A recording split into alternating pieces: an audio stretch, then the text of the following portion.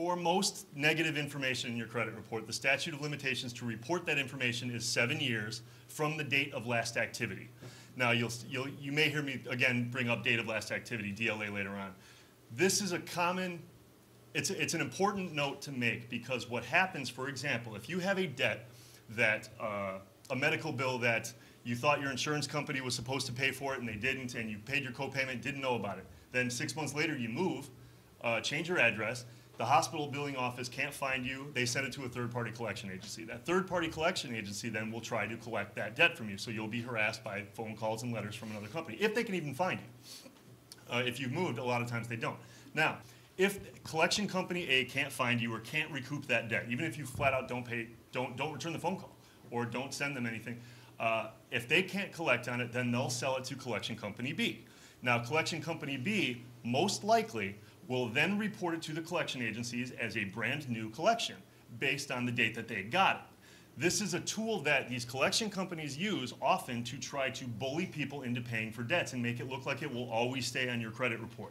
You have to know what the date of your last activity was. How old is this actual debt? Because this is your biggest weapon when negotiating for either the payment or to get it off your credit report. So again, I use seven years, and there are different things. For example, a bankruptcy is 10 years. The older something gets, the less damage it does for your credit report. Going back to the factors that I mentioned at the beginning when I talked about your payment history, the recency of negative information has the biggest impact on your credit score. So in other words, and this is a fact, in other words, a 30-day late payment from last month on a credit card will hurt your score worse than filing for bankruptcy 3 years ago. That's important to note. Most people don't realize that.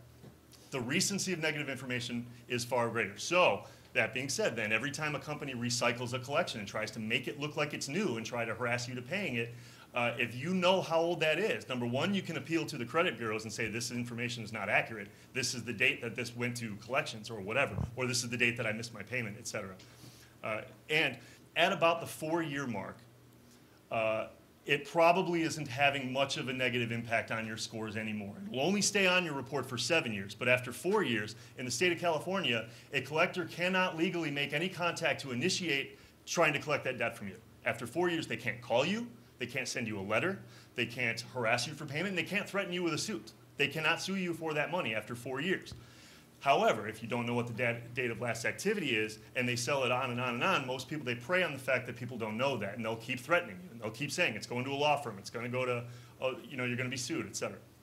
Paying it off and having a collection updated to a new paid collection starts the date of last activity over again from the moment you were active on it.